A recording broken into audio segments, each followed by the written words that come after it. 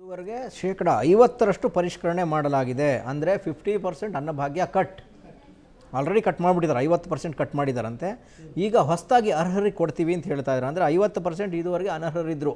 ಸಿದ್ದರಾಮಯ್ಯನವರ ಅವಧಿಯಲ್ಲಿ ಅನ್ನಭಾಗ್ಯ ಸ್ಕೀಮಲ್ಲಿ 50% ಅನರ್ಹರು ತಿಂತಾಯಿದ್ರು. ಈಗ 50% ಕಟ್ ಮಾಡಿದ್ದೀವಿ.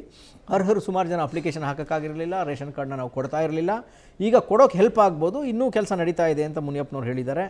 ಈ ಮೂಲಕ ಅಂದರೆ 4 ಲಕ್ಷ BPL ಕಾರ್ಡ್ಗಳನ್ನ APL ಆಗಿ ಕನ್ವರ್ಟ್ ಮಾಡಿಬಿಟ್ಟಿದ್ದಾರಂತೆ. ಒಟ್ಟಿನಲ್ಲಿ ಗ್ಯಾರಂಟಿ ಕತ್ರಿ ಭರದಿಂದ ಸಾಕ್ತಾ ಇದೆ ಸರ್. ಡೆವಲಪ್ಮೆಂಟ್ ವರ್ಕ್ಸ್ಗಳು ನಡೀತಾ ಇದೆಯೋ ಗೊತ್ತಿಲ್ಲ, ಆದರೆ ನಮ್ಮ ಮುಖ್ಯಮಂತ್ರಿ ಕಚೇರಿಯ ಆರ್ಥಿಕ ಸಲಹೆಗಾರರುಗಳು ಇವರೆಲ್ಲ ಸಲಹೆ ಕೊಡ್ತಾ ಇದ್ದಾರೆ. ನಮ್ಮ ಮಂತ್ರಿಗಳು, ಗ್ಯಾರಂಟಿ ಮಂತ್ರಿಗಳು ಕಟ್ ಮಾಡೋದ್ರಲ್ಲಿ ತುಂಬ ಕೆಲಸ ಮಾಡ್ತಾ ಇದ್ದಾರೆ ಅಂತ ಇದರಿಂದ ಗೊತ್ತಾಗ್ತಾ ಇದೆ ಸರ್. ಒಂದೆಲ್ಲೋ ಸ್ಲೋಗಾನ್ಗಳು ಬರೆದಿರ್ತಾರೆ, ಉಳಿತಾಯವೇ ಗಳಿಕೆ ಅಂತ. ಇದು ಗಳಿಕೆ ಮಾಡಲಿಕ್ಕೆ ಆಗೋದಿಲ್ಲ, ಎಲ್ಲಿ ಇದ್ದದ್ದನ್ನು ಏನು ಉಳಿತಾಯ ಮಾಡ್ಕೊತ ಹೋಗೋದಂತ. ಹಾಗೆ ಇಲ್ಲಿ ಏನಂತ ಹೇಳಿದ್ರೆ ಎಲ್ಲ ಕಟ್ ಮಾಡ್ತಾ ಇದ್ದಾರೆ, ಕಟ್ ಮಾಡಿ ಉಳಿಸ್ತಾ ಇದ್ದಾರೆ. ಆದರೆ ಈ ಮಧ್ಯೆ ಇವರಿಗೆ ಒಂದು ಮಾತು ಕೇಳಬೇಕು, ನಮ್ಮ ಮುನಿಯಪ್ಪ ಅವರಿಗೆ. ಮುನಿಯಪ್ಪ ಅವರೇ, ನಿಮ್ಮದೇ ಒಂದು ಪಕ್ಷದ ಈ ಹಿಂದೆ ಕೇಂದ್ರ ಪ್ರಧಾನಮಂತ್ರಿ ಆಗಿದ್ದ ಮನಮೋಹನ್ ಸಿಂಗ್ ಅವರು ಒಂದು ರೈಟ್ ಟು ಫುಡ್ ಅಂಥೇಳಿ ಕಾನೂನು ತಂದರು. ಅವರು ಅದು ಸುಪ್ರೀಂ ಕೋರ್ಟ್ನಲ್ಲಿ ಭಾಳ ಚರ್ಚೆ ಆಯಿತು. ಅಟಲ್ ಬಿಹಾರಿ ವಾಜಪೇಯಿ ಗೌರ್ಮೆಂಟ್ ಇದ್ದಾಗ ಅಲ್ಲಿ ರಾಜಸ್ಥಾನದಲ್ಲಿ ಸಿಕ್ಕಾಪಟ್ಟೆ ಹೆಗ್ಗಣಗಳು ತಿಂದು ಕೊಳಿತಾ ಇತ್ತು. ಆದರೆ ಜನರಿಗೆ ಫುಡ್ ಕೊಡ್ತಾ ಇರಲಿಲ್ಲ, ಧಾನ್ಯಗಳನ್ನು ಕೊಡ್ತಾ ಇರಲಿಲ್ಲ. ಅವಾಗ PIL ಹಾಕ್ತಾರೆ.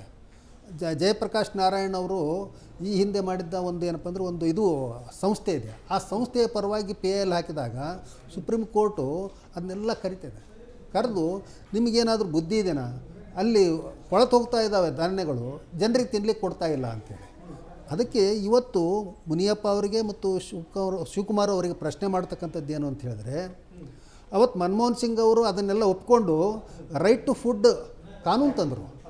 ಅದನ್ನು ಯಾವ ರೀತಿ ಇಂಟರ್ಪ್ರಿಟ್ ಮಾಡಿದರು ಅಂತ ಹೇಳಿದರೆ, ಕಾನೂನನ್ನು ಇಲ್ಲಿಯವರೆಗೆ ಅದು ಫುಡ್ ಅಂತಕ್ಕಂಥದ್ದು, ಅಕ್ಕಿ ಭಾಗ್ಯ, ಅನ್ನ ಭಾಗ್ಯ ಅಂತಕ್ಕಂಥದ್ದು ಅದು ಕಲ್ಯಾಣ ಯೋಜನೆ ಆಗಿತ್ತು. ಕಲ್ಯಾಣ ಯೋಜನೆಯನ್ನು ಮೂಲಭೂತ ಹಕ್ಕಾಗಿ ಪರಿವರ್ತನೆ ಮಾಡಿದರು.